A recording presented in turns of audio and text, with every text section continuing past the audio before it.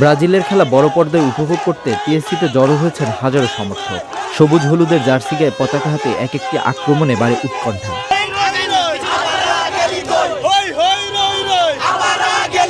আর গোলের সঙ্গে সঙ্গে উল্লাসে ফেটে পড়ে চারপাশ।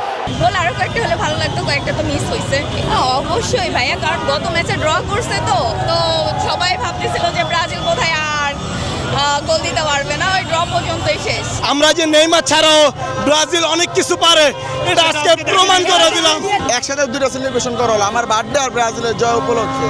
যেই দল যেদিকে যাইবো আমি ওই দিকে যাবো, মানে জোয়ার যেদিকে আছে আমি ওইদিকে আছি, ঠিক আছে। ফাউল করে গোল করো সেটা হ্যাটট্রিক হয়ে যায়, আর আমরা যখন 3 গোল করি তখন আমাদের ছোট দল হয়ে যায়।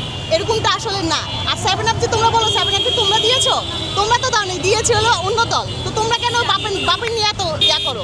আজকের ম্যাচে অনেকগুলো গোল হইতো, অফসাইড হওয়ার কারণে গোলগুলো না হওয়াতে আমাদের আরো বেশি খারাপ লাগতেছে। বাট ইনশাল্লাহ সামনের ম্যাচগুলোতে আমরা আরো ভালো বেশি পারফরম্যান্স করতে পারবো। আমাদের যেটা হেক্সামিশন, যেটা সবসময় থাকে, যে এক্সপেকটেশনটা থাকে, তো এবার ইনশাল্লাহ আমরা এক্সপেকটেশন রাখতে পারি যে আমাদের হেক্সামিশন পূরণ হবে।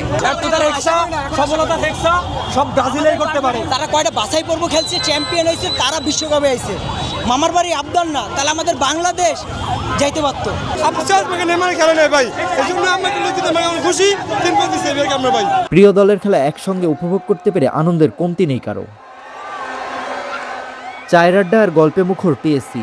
বিশ্বকাপের সময় এলে রূপ নেয় এক টুকরো স্টেডিয়ামে। পরিচিত অপরিচিত সবাই মিলে ভাগাভাগি করে নেন আনন্দ, উত্তেজনা আর আবেগের মুহূর্তগুলো।